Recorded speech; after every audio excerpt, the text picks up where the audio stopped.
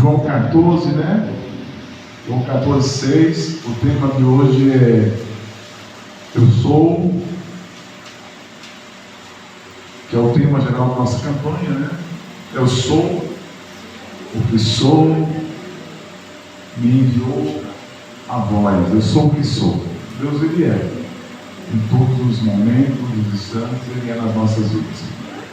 Eu prometo aos irmãos que eu não vou alongar muito na administração, porque eu acredito que já são umas 8 horas aí, né? Para as 8. Para as 8. Para as 8? Pronto. 4. Eu tenho meia hora para pregar e para orar pelos irmãos. Bom? João 14. Vamos ficar de pé, gente. João 14.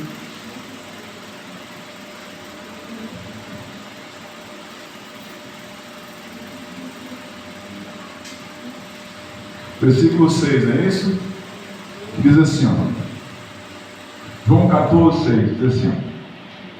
Disse-lhe Jesus: Eu sou o caminho e a verdade e a vida. Ninguém tem ao Pai senão... Vamos repetir? Disse-lhe Jesus: Eu sou o caminho e a verdade e a vida. Ninguém tem ao Pai senão por mim. Feito Manassés entre nós. Eu sou o caminho, eu sou a verdade e eu sou a vida. Caminhos. Caminho, se você for pegar no dicionário e pesquisar, você vai ver que caminho é uma pequena porção de terra, uma porção estreita de terra, é uma via de ligação de um lugar para outro, talvez até mais de um, mas é uma via estreita, onde se transita praticamente a pé, andando, caminhando, não é? Estrada é outra coisa. Caminho é uma pequena porção estreita de terra por onde se liga um local ao outro. E aí eu, observando, o pregador ele consegue tirar muita informação de quase nada, muitas vezes, né? E nós observando esse texto, Jesus dizendo: Eu sou o caminho, eu sou a verdade, eu sou a vida. Mas a princípio, falando aqui de caminho. Caminho é aquilo que liga um local a outro. E eu,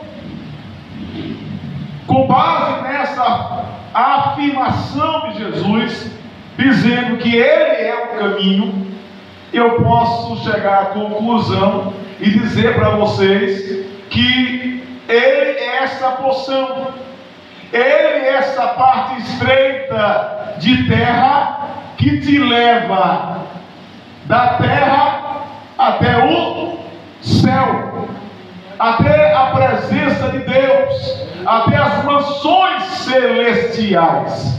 Então nós, para chegarmos ao céu, nós precisamos passar por esse caminho. E quem é esse caminho que a Bíblia descreve? Jesus. Jesus é o caminho. Não há outro caminho, minhas irmãs e meus irmãos, pela qual nós devemos passar a não ser por Ele, para alcançar os benefícios, para alcançar as mansões celestiais. Para o homem, disse o sábio Salomão, para o homem há caminhos que se parecem perfeitos, parece que está tudo certinho, tudo ajustadinho, tudo bonitinho, né? Mas no fim deles são caminhos da morte. Em outro texto ele disse, o meio ele começa a fazer a mesma narrativa, mas no final ele cita o caminho como caminhos de morte e o outro como caminhos da morte. Caminhos que não são perfeitos, caminhos que não levam a Deus, caminhos que não te levam a fazer aquilo que é certo, caminhos que não te levam a viver de uma forma digna, de uma forma honesta, de uma forma sincera, de uma forma irrepreensível. São caminhos que levam à morte. O caminho da mentira, o caminho do engano, o caminho do alcoolismo, o caminho das drogas, o caminho da prostituição, o caminho, enfim, do adultério. São caminhos que estão nos levando a uma direção que não é o céu, não é a presença de Deus. E nós que estamos aqui, que servimos ao Senhor, que professamos essa fé, nós estamos nessa porção estreita de terra, caminhando, andando. E eu posso dizer para vocês que não é bom andar a pé. Já experimentou andar 10 quilômetros a pé? Já fez isso? Não, talvez pelo menos uns 2. Já fez isso? Né? E ainda muitas vezes, no dia quente, é complicado, né? É complicado, você começa a andar, e aí aquele sol começa a te enfadigar, começa a te cansar, te fazer querer recuar, te querer parar, não continuar na caminhada. Enfim, queridos, há muitos obstáculos. Muitas vezes nós queremos refúgio em algumas coisas, que buscamos abrigo, buscamos refúgio em algumas coisas, mas na verdade eu te digo, quem está no caminho, ele não pode parar, ele precisa continuar. Aleluia, glória a Deus. Precisa prosseguir, ele não pode parar, ele não pode retroceder. Pastor, mas cansa. Pastor, é difícil, porque você não pode nem olhar para um lado, nem olhar para o outro, nem desviar para um lado, nem desviar para o outro. Você precisa seguir sempre em frente. E seguir em frente não é fácil. Seguir em frente, muitas vezes, é dizer não às nossas ideias, dizer não aos nossos pensamentos, é dizer não às nossas vontades, porque essa vida nos oferece muitos atrativos. Essa vida nos oferece muitos atrativos, mas Jesus está dizendo para nós: eu sou o caminho, e nós precisamos dele, nós precisamos passar por ele, né? Nós precisamos. Ele não é o caminho que leva a embriaguez, ele não é o caminho que leva a separação de um casamento, ele não é o caminho que te leva a uma overdose de droga e de alcoolismo, de álcool. Ele não é esse caminho, mas ele é o caminho que te leva à eternidade, que te leva ao sucesso, que te leva à vitória, que te leva ao gozo eterno, que te leva às mansões celestiais. É justamente esse caminho que nós precisamos pegar. É essa direção que nós devemos seguir. Ele é o caminho, não existe outro. Ele é a porta das ovelhas, não é, irmão? Ele é a porta das ovelhas. E aquele que entrar por mim, entrará, sairá e achará. O Senhor pregou isso aqui, não foi, irmão? Foi isso mesmo? E achará a passagem. Ele é o caminho, ele é a passagem. Então nessa caminhada que nós estamos indo, ele vai suprir todas as nossas necessidades. Vamos repetir aí? No caminho que eu estou seguindo, o meu Senhor Jesus Cristo suprirá todas as minhas necessidades. Ele vai suprir todas as suas necessidades, não é? Sim ou não, irmãos? Você acredita nisso? Porque eu acredito, eu aposto todas as minhas fichas nisso aí. O meu Deus, ele tem suprido todas as minhas necessidades até aqui. Não parece que eu sou uma pessoa de sucesso, mas eu me considero assim uma pessoa de sucesso, uma pessoa que está vencendo na vida, né? Até porque a nossa vida não se resume a questões físicas, se resume ao espiritual e ao eterno. Nós precisamos entender essas coisas.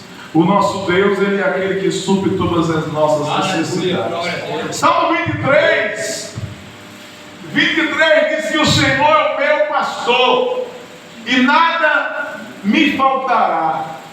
Aí eu estava ouvindo um certo estudioso, ele disse que no grego, o original grego não é assim.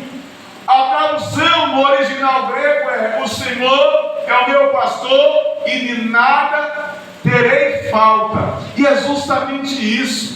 Nesse caminho que nós estamos, nós não temos falta de nada. Se eu não puder comprar um carro, é porque não vai me fazer falta. Se eu não puder ter uma casa com piscina, é porque não vai me fazer falta. Se eu não tiver uma conta sem dinheiro, é porque não vai me fazer falta. Nós precisamos permanecer no caminho. Nós precisamos deixar essa loucura das nossas ideias. E aí muitas vezes nós passamos por cima daquilo que é a vontade de Deus para as nossas vidas. Aleluia, glória. Nós temos que olhar sempre, fixar sempre os nossos olhos no autor e consumador da nossa fé, que é Jesus Cristo. Ele é aquele que pagou o preço do nosso resgate. Ele é aquele que foi à cruz do Calvário e morreu por nós. Ele é aquele que sofreu, que pagou o preço e gravou a cédula que era contra nós lá no madeiro. Ele é Jesus, o caminho da tua salvação. Aleluia. O caminho do teu sucesso, o caminho do teu gozo eterno. Ele é Jesus. Eu sou o caminho, eu sou a verdade. Verdade é algo que é absoluto. Eu não conheço ninguém que seja absoluto. Muitas pessoas que vieram a essa terra e pregaram uma verdade, e no outro dia apareceu-se o outro e disse: não, isso aqui não é verdade, porque eu descobri que a verdade é isso. Muitos filósofos, muitos físicos, muitos estudiosos, ao longo da trajetória, ao longo dos tempos, eles estão descobrindo verdades que ao longo dos anos, outros que vieram após eles vão desconstruindo essas verdades. Mas ninguém consegue desconstruir aquilo que o Senhor projetou, aquilo que o Senhor fez, aquilo que o Senhor criou. Está tudo aí, são fatos. Aleluia. São verdades absolutas. Glória a Deus. Muitas vezes nós procuramos algumas respostas para algumas coisas por falta de conhecimento. Esses dias um rapaz me perguntou: por que Deus permite determinadas coisas? Porque ele tem um amigo, um parente ateu. Ele tem um amigo, um parente ateu, e ele disse: por que Deus permite determinadas coisas acontecerem? Por que Deus permite que as pessoas morrem? Por que Deus permite as guerras? A guerra é fruto do homem, do coração do homem, da vaidade humana. Não é Deus. É fruto da vaidade humana. É produzido no coração do homem o desejo de conquistar terras. Enfim, a briga ao longo da história tem sido por conta de terra, de propriedade, de territórios. Querendo avançar cada vez mais, querendo descer cada vez mais. E eles não se importam com o que vai acontecer, com o que está pela frente. Mas nós precisamos nos firmar nessa verdade. nessa verdade absoluta, que Aleluia, disse: glória. eis que cedo venho, guarda o que tu tens, para que ninguém tome a sua coroa.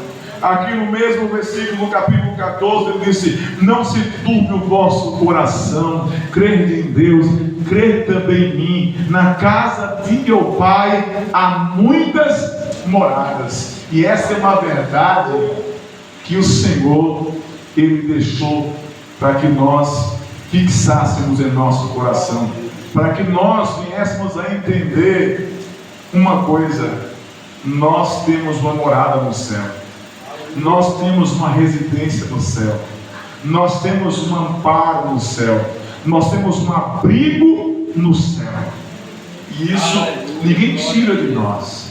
Nós temos esse abrigo, nós temos essa morada, nós podemos até morrer, nós podemos até passar dessa para outra, mas o crente, ele passa, não é da morte para a morte, não, é da morte para a vida. O apóstolo Paulo disse que o crente, ele passa da morte para a vida. Então, se você morrer aqui, você vai partir para a vida eterna, que é melhor do que essa. Essa vida não é boa, mas não vai morrer agora, pelo amor de Deus. Não vai fazer besteira. Tá bom, gente? Pelo amor de Deus. Né? Então, assim, porque tem muito crente fazendo besteira por aí, viu? Se você morrer, você vai para o inferno. Então, veja só. Pode rir, irmão, dá um sorriso aí. Pronto. O apóstolo Paulo que disse que o cristão ele passa da morte para a vida, que o viver para ele é Cristo. Viver era Cristo e o morrer era, porque se ele morresse, ele estaria colhendo os frutos de uma vida de devoção a Deus aqui na terra. João 8:32 diz o seguinte: conhecereis a verdade vos libertará. Todo mundo conhece esse versículo aqui. Parece que no Brasil se tornou o versículo mais famoso da Bíblia. E conhecereis a verdade, e a verdade vos libertará. E é justamente isso que nós estamos falando aqui. Tem pessoas que vivem no engano a vida inteira, né? Já viu, esses dias eu estava assistindo um vídeo, um irmão que ele era muito bem sucedido na sociedade, e o dízimo dele era 50 mil reais. E aí ele tinha colocado os ar-condicionados na igreja lá para o pastor. O pastor comprou 90 mil os ar-condicionados. E aí ele chegou um dia para o pastor e disse: pastor, eu vou pagar esses ar-condicionados tudo para o senhor aí, porque eu vou congregar nessa igreja, eu, minha esposa e meu filho, minha esposa e minha família. Vamos congregar aqui. E eu vou adiantar logo 2 meses do meu dízimo, 100 mil reais, a pagar todos os ar-condicionados da igreja. Aí quando o pastor foi orar por ele, Deus revelou que ele tinha 2 mulheres em São Paulo, uma em outro estado, outra em outro estado. No Caraí tinha uma mulher. E ele disse: se Deus me revelar que tu tem 2 mulheres em São Paulo, uma mulher em tal lugar, outra mulher em outro estado, ele disse: você não vai fazer isso, porque o meu dízimo é 50 mil. E ele disse: não é o teu dízimo que vai levar para o céu. Ficou sem o dízimo, mas não se corrompeu, né? Então, assim, as pessoas vivem uma vida de mentira. Nós podemos até estar em cima de um altar, mas nós podemos ser mentirosos. Podemos até pregar a verdade para viver na mentira. Podemos até cantar uma verdade, proferir uma verdade, mas viver a mentira. Mas nós precisamos saber de uma coisa: de Deus ninguém se zomba, ninguém esconde Deus. Ninguém consegue esconder de Deus a verdade, porque Deus é luz. Se você enfiar a tua cabeça dentro da terra, o meu Deus sabe o que você está aprontando, o que eu estou aprontando, o que nós estamos aprontando. O nosso Deus tem um negócio, é com a verdade, não é com a mentira.